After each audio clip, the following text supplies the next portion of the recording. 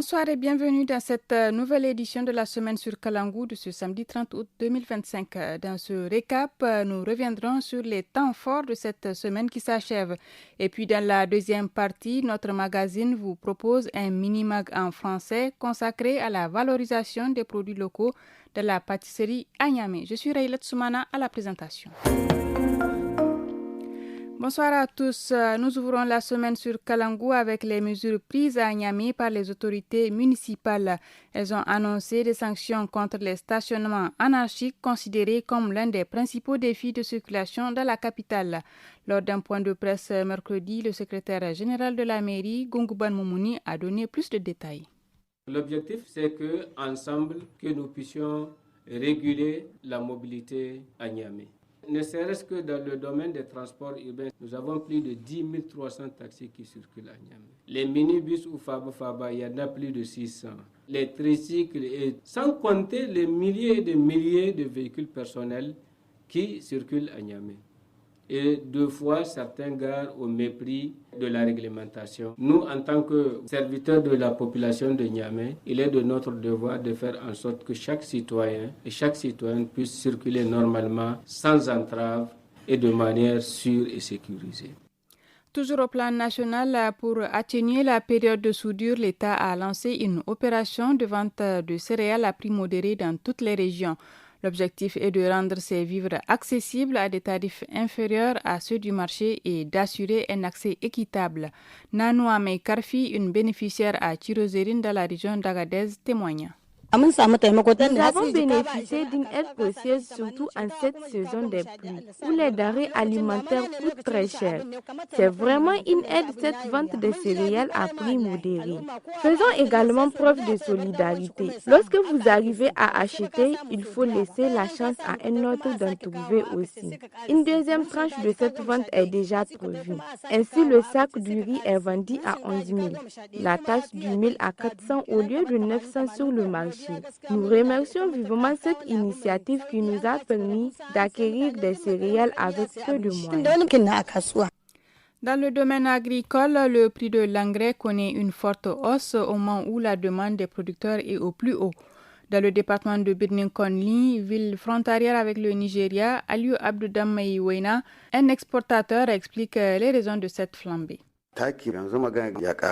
Le prix d'engrais a augmenté cette année. Actuellement, le sac est vendu à 21 000 voire 22 000 francs. Or, l'année passée, à la même période, il était à 14 000 francs. Nous avons un problème d'accès à l'engrais ainsi que le nord du Nigeria. Ici au Niger, nous utilisons de l'engrais produit au Nigeria. Nous avons lancé des commandes au niveau des sociétés. Nous ne savons pas quand est-ce qu'on va nous les livrer. À plus forte raison, l'acheminer ici et vendre à nos clients. Présentement, avec votre argent, vous ne trouvez pas de l'engrais facilement. Il va falloir beaucoup attendre. En réponse aux défis posés par le changement climatique, un projet d'aménagement de terre a été lancé mardi à Maradi. Près de 20 000 hectares seront consacrés aux cultures irriguées, a déclaré le coordinateur national du projet, Inoussa Idrissa, qui apporte des précisions. Ce projet fait quelques 350 millions de dollars pour cette phase et devrait permettre d'aménager quelques 18 100 hectares de par le pays.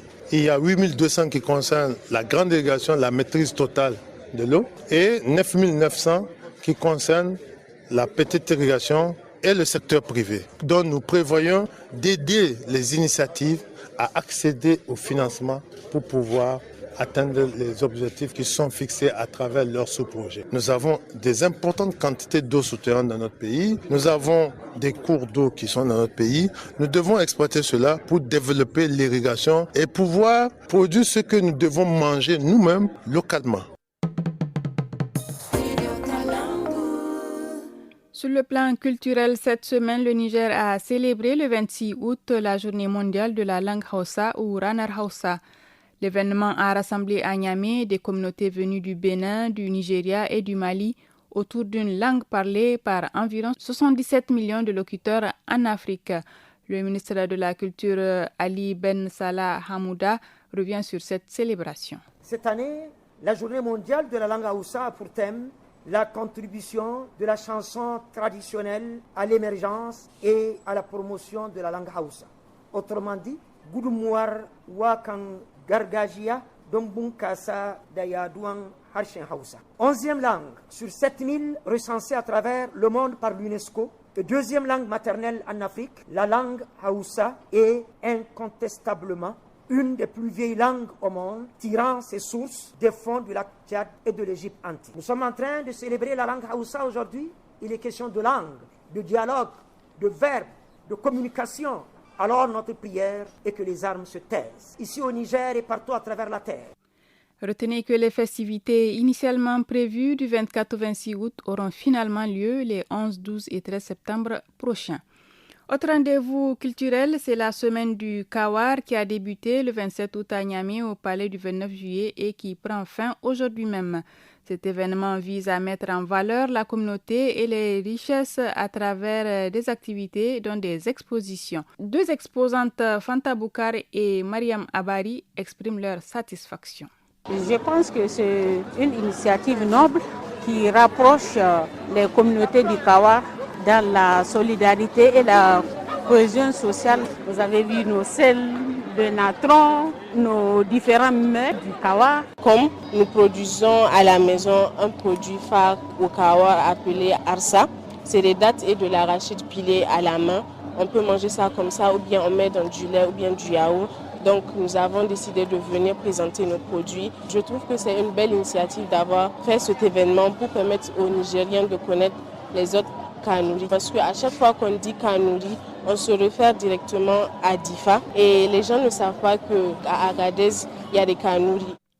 Sur le plan diplomatique, une note du ministère des Affaires étrangères en date du 20 août annonce que les consulats du Niger à Genève, Ankara et Moscou sont désormais habilités à délivrer des visas aux ressortissants italiens des Pays-Bas, d'Allemagne, de Belgique et du Royaume-Uni. Le ministère précise que l'ambassade du Niger à Bruxelles reste compétente uniquement pour les détenteurs de passeports diplomatiques et de services, une décision prise sur la base du principe de réciprocité. Plus de détails sont disponibles sur notre site internet www.studiokalangu.org. Enfin, en sport, aujourd'hui prend fin une session de renforcement de capacité de 3 jours destinée aux cadres fédéraux du Comité olympique et sportif national du Niger, COSNI.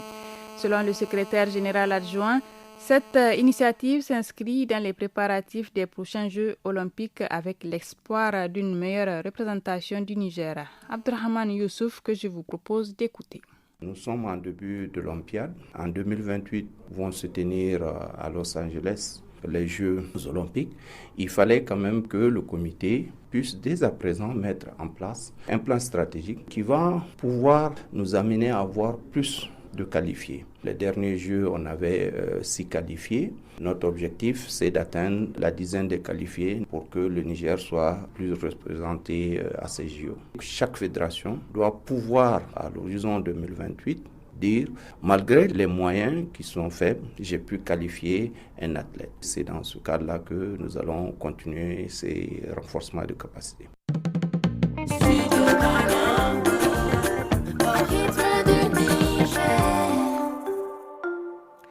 Aujourd'hui, nous vous proposons un mini-documentaire consacré à la valorisation des produits locaux dans la pâtisserie.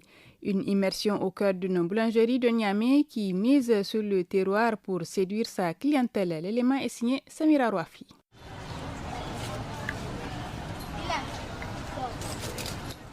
Dans ce marché, les vitrines débordent de produits de pâtisserie industrielle.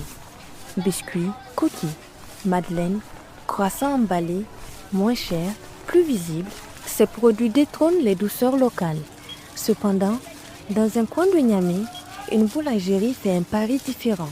Mélanger sushi et chocolat pour raconter une autre histoire du goût. Il s'agit de la boulangerie du centre de formation Agapé, spécialisée dans la pâtisserie à base de produits locaux. Dans l'atelier, le chef Boubacar Oumarou énumère ses créations avec passion. Comme je vous disais, nous faisons des crèmes à la base de gingembre, patates douces, moringa, mil, sorgho, bébé, fonio. Tout ça, c'est des céréales locaux que nous utilisons. Nous faisons des coquilles, des biscuits coquilles à la base de pommes de terre, même des tartes. Nous faisons avec le moringa. un savoir-faire avec le local, souvent éclipsé par l'industriel. La directrice du centre Salou Oumomamoudou partage ce constat. C'est plus que triste. On prend tout de l'extérieur pour amener, mais juste la consommation, seulement ça ne développe pas un pays. Il faut une production à la base. Et pour qu'il y ait cette production à la base, il faut consommer le local. Il faut consommer le local. Et voilà ce qui nous manque. Loin de son centre en rénovation, ordinateur sur les genoux, téléphone à la main, la création du centre de formation Agapé est encore un souvenir très proche qu'elle remémore. Il y avait un diplomate nigérien à Paris qui a rencontré le coordinateur du centre de secours aux enfants en difficulté. Ils ont discuté, il a pensé aux jeunes Nigériens. Voilà d'où est partie l'idée de Agapé. C'est l'ambassadeur à ce temps, il s'appelait Abdou. Il a rencontré un certain Français, Hugues Renaudin, formé en pâtisserie et vendre en pâtisserie. On ne peut pas les dissocier, mais on ne peut pas produire, peut-être utiliser 4 sacs, 5 sacs, et jeter. Et après, on va trouver le sou pour continuer la formation. Entre 2009 et 2010, Agapé se fait connaître par la qualité de ses produits pâtisseries. Malheureusement, ces gourmandises ne sont pas disponibles sur tous les étalages des supermarchés. Au lycée, on faisait toujours un tour chez Agapé pour payer du pain ou du croissant au mil. Depuis un moment, vraiment, j'ai pas mangé ça. Je pense que préparer les pâtisseries avec les produits locaux est un peu difficile. C'est pourquoi on n'en trouve pas partout.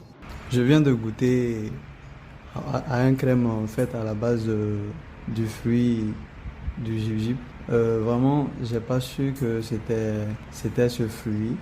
Agapé a prouvé qu'on peut remplacer l'amande par le pommier du Cayor qu'on appelle Gamsa en Zarma ou les raisins secs par les dattes locales. Cette boulangerie explore les possibilités des produits du terroir. On était parti dans l'espoir de voir les jeunes Nigériens trouver d'emploi. Mais il faut voir tout ce qu'on utilise comme ingrédients, donc ça ne doit pas être importé.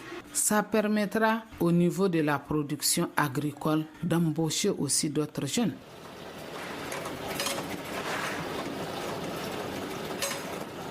Dans la cuisine, le chef Boubacar innove, malgré les défis, notamment le manque de matières premières selon les saisons. Nous avons des matières premières ici, localement, que nous pouvons utiliser. Sorgho, mil, niébé, maïs. Généralement, c'est ça qu'on utilise facile parce que c'est ça qui est toujours disponible. On est en train de faire des recherches à chaque fois parce que souvent, c'est la disponibilité des matières premières qui nous crée problème. Vous tombez bien maintenant.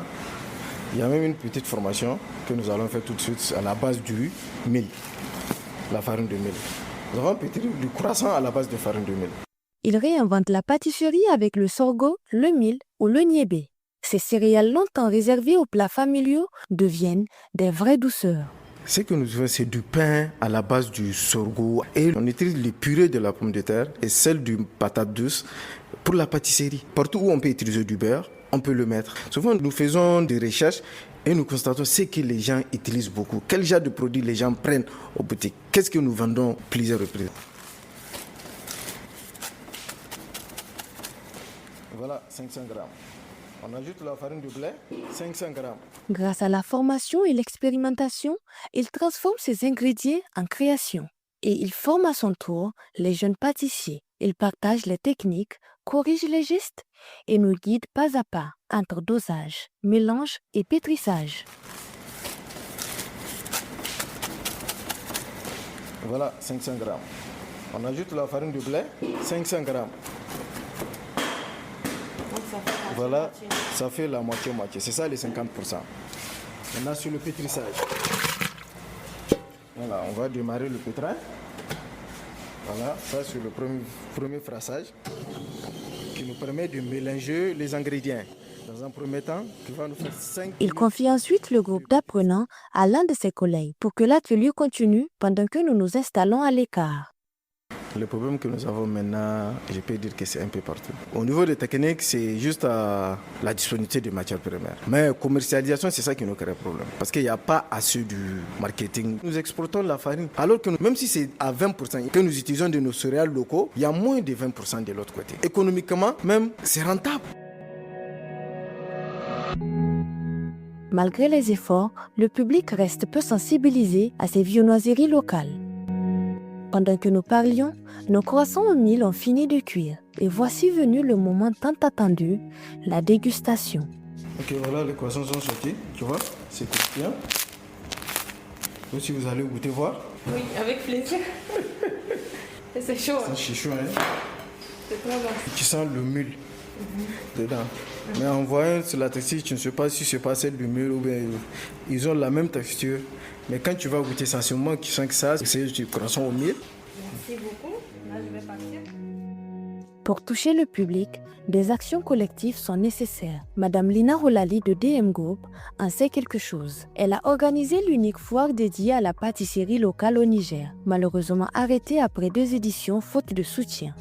Nous avons eu à organiser la foire de la pâtisserie, le concours, parce que nous avons ressenti le besoin d'utiliser nos produits locaux pour pouvoir les valoriser par la pâtisserie que nous aimons déjà. Mais nous avons aussi constaté que les produits utilisés sont souvent des produits importés, alors que nous avons aussi de très bons produits, très bons pour la santé que nous utilisons ou que nous ne valorisons même pas. Nos concours, nous les avons toujours organisés sous le thème de valorisation des produits locaux par la pâtisserie. Déjà, je pense qu'il y a une sensibilisation qui devrait être faite pour que déjà nous nous intéressions à nos produits. Et cette sensibilisation ira à l'endroit de et le public et les pâtissiers qui y sont déjà. Mais la décision finale revient toujours aux clients. Ce sont eux qui goûtent, comparent, choisissent ou hésitent. Les biscuits et les croissants faits à la base des céréales, le prix est quand même trop cher. C'est pas avec le temps, peut-être vous allez essayer de réduire un peu. Je suis vraiment prête à acheter local. C'est quelque chose que j'aimerais vraiment continuer à le faire. Qu'on utilise ces ingrédients-là en des choses incroyables. Changer les habitudes alimentaires n'est pas simple. Selon Madame Salou, la communication est la clé. Les gens, dans leur mentalité, ce qui est importé, c'est ce qui est bon. Donc, il faut arriver d'abord à leur montrer tout ce qui tourne autour de la consommation des produits locaux et leur montrer aussi l'avantage. Je trouve que c'est un devoir pour moi. Étant la directrice du Agapé, je n'ai pas droit à me retirer. Je dois continuer et ça me motive chaque fois d'aller d'expliquer aux gens, puisque si ça arrive à gagner le marché, c'est vraiment le Niger qui gagne. Les mentalités évoluent mais doucement. Madame Salou souhaite former d'autres boulangeries, transmettre le savoir-faire et faire des produits locaux une norme. Oui, les efforts commencent à porter leurs fruits, mais c'est lent. Quand même, c'est lent. C'est une bataille encore longue. Agapé seul, le centre seul ne peut pas fournir de produits de qualité à tous les consommateurs. Voilà pourquoi nous devons former encore d'autres boulangeries. Et malgré les difficultés, elle nous partage ce qui la rend si fière. C'est l'originalité de nos produits. Puisque quand on regarde, les produits là sont faits à base du mil de notre champ, du sorgho, peut-être du champ du voisin, du niébé de notre pays. Et ce qui montre vraiment qu'on n'a rien à envier aux autres. Dans chaque biscuit au sushi, ou chaque pain au riz ou au mil, il y a plus que du goût, il y a de l'ambition. Peut-être qu'un jour, ce sont ces produits qui brilleront sur toutes les tables.